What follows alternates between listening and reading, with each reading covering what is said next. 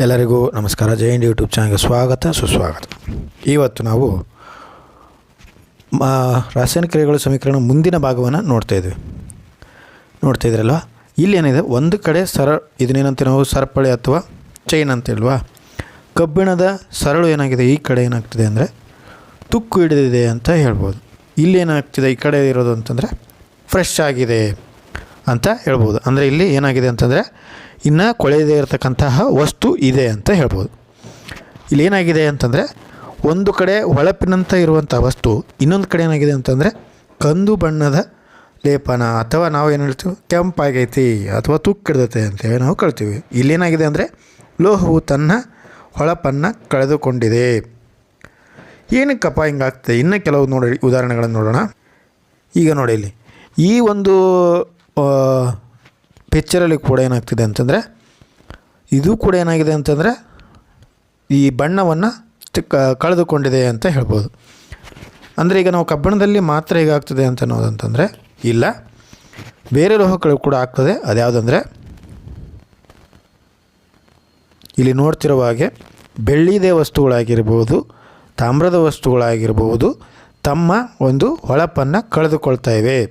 ಯಾಕೆ ಈ ರೀತಿ ಆಗ್ತದೆ ಅಂದರೆ ಗಾಳಿಯಲ್ಲಿನ ತೇವಾಂಶ ಮತ್ತು ಆಮ್ಲಗಳು ಅಂತಂದರೆ ಯಾವಪ್ಪ ಅಂದರೆ ನಾವು ಉಳಿಯಾದ ವಸ್ತುಗಳು ಏನಾದರೂ ಅದ್ರ ಮೇಲೆ ಬಿದ್ದರೆ, ಅಥವಾ ಯಾವುದೇ ಒಂದು ಆ್ಯಸಿಡ್ ಅಂದರೆ ಆಮ್ಲಗಳು ಅಂದರೆ ಮುಂದಿನ ಪಾಠದಲ್ಲಿ ಬರ್ತದೆ. ಆಮ್ಲಗಳು ಅಂತಂದರೆ ಸಾಮಾನ್ಯವಾಗಿ ಉಳಿಯಾದ ವಸ್ತುಗಳು ಅಂತೇಳಿ ನೆನ್ಪಿಟ್ಕೊಳ್ಳಿ.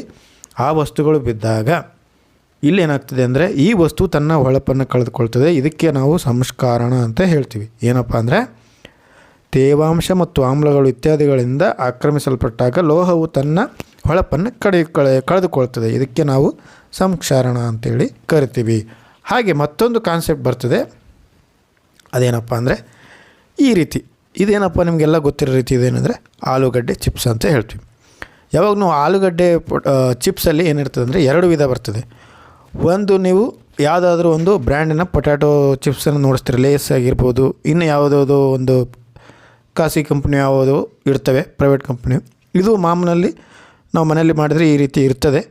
ಈ ರೀತಿ ಇದ್ದದ್ದು ಪ್ಯಾಕ್ ಮಾಡಿದರೆ ಅಂದರೆ ಇಂಥ ವಸ್ತುಗಳು ಯಾವ ಎಣ್ಣೆಯಲ್ಲಿ ಬೇಯಿಸ್ತೀವಲ್ವ, ಎಣ್ಣೆಯಲ್ಲಿ ಬೇಯಿಸುವಂಥ ವಸ್ತುಗಳೇನಾದರೂ ಆಕ್ಸಿಜನ್ ಜೊತೆ ಅಂದರೆ ಗಾಳಿಯಲ್ಲಿ ತೆರೆದಿಟ್ಟಾಗ ಅವು ಏನು ಮಾಡ್ತವೆ ಅಂದರೆ ವಾಸನೆ ಬರ್ತವೆ. ನೀವು ನೋಡಿದ ರೀತಿ ಆ ವಾಸನೆ ಏನಂತ ಕರಿತೀವಿ ಅಂತಂದರೆ ಕಮಟುವಿಕೆ ಅಂತ ಕರಿತೀವಿ.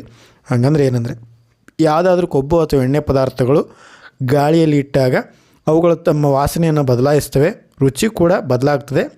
ಆ ಕಾರಣದಿಂದ ಅದನ್ನು ನಾವು ಕಮಟುತ್ತವೆ ಅಥವಾ ಕಮಟುವಿಕೆ ಅಂತೇಳಿ ಕರಿತೀವಿ. ಯಾವ ಒಂದು ವಸ್ತುಗಳನ್ನು ಗಾಳಿಯಲ್ಲಿ ತೆರೆದಿಟ್ಟಾಗ ಅದು ಉತ್ಕರ್ಷಣೆಗೊಂಡು ರುಚಿ ಬದಲಾವಣೆ ಆದರೆ ಅದನ್ನು ಕಮಟುವಿಕೆ ಅಂತೇಳಿ ಕರಿತೀವಿ. ಉದಾಹರಣೆಗೆ ಚಿಪ್ಸ್ ತಯಾರಿಕರು ಏನು ಮಾಡಿರ್ತಾರೆ ಅಂದರೆ ಲೇಸ್ ಪೊಟ್ಯಾಟೊಗಳಲ್ಲಿ ಏನು ಮಾಡ್ತಾರೆ ಅಂದರೆ ನೈಟ್ರೋಜನ್ ಅನಿಲವನ್ನು ಫಿಲ್ ಮಾಡಿರ್ತಾರೆ. ನೋಡಿ, ಈಗ ನೋಡಿ, ಸಾಮಾನ್ಯವಾಗಿ ನಾವು ಅಂಗಡಿಯಲ್ಲಿ ಏನಾದರೂ ತೊಗೊಂಡಾಗ ಇದು ಫುಲ್ ಆಗಿರ್ತದೆ. ಇದು ನಮ್ಮದು ಲೋಕಲ್ ಬ್ರ್ಯಾಂಡ್ ಆಗಿದ್ದರೆ ಏನಾಗಿರ್ತದೆ, ಓಪನ್ ಆಗಿ ಮಾರ್ತಾ ಇರ್ತಾರೆ. ಈಗ ನೋಡಿ, ಹಾಫ್ ಫಿಲ್ಡ್ ಏರ್ ಅಂದರೆ ನಾವು ಗಾಳಿ ಅಂತ ತಿಳ್ಕೊತೀವಿ. ಗಾಳಿ ಎಲ್ಲ ಅದು ನೈಟ್ರೋಜನ್ ಅನಿಲ ಹಾಕೋದ್ರಿಂದ ಏನಾಗ್ತದೆ ಅಂದರೆ ಉತ್ಕರ್ಷಣವನ್ನು ತಪ್ಪಿಸ್ಕೊಳ್ತೀವಿ. ಉತ್ಕರ್ಷಣ ಅಂದರೆ ಏನಂದರೆ ಗಾಳಿಯನ್ನು ಆಮ್ಲಜನಕದೊಂದಿಗೆ ವರ್ತಿಸದೇ ಇರೋದರಿಂದ ಆ ಒಂದು ಆಹಾರ ಕೆಡದೇ ಇರುತ್ತದೆ. ವಿದ್ಯಾರ್ಥಿಗಳೇ, ಇಂದು ನಾವು ಸಂಸ್ಕಾರಣ ಮತ್ತು ಕಮಟುವಿಕೆ ಬಗ್ಗೆ ಒಂದಿಷ್ಟು ತಿಳಿಯೋದು ನನ್ನ ತಿಳುವಳಿಕೆ ಮಟ್ಟಕ್ಕೆ ನಾನು ಹೇಳಿಕೊಟ್ಟಿದ್ದೇನೆ. ಮುಂದಿನ ತರಗತಿಯಲ್ಲಿ ಮುಂದಿನ ಪಾಠವನ್ನು ನೋಡೋಣ.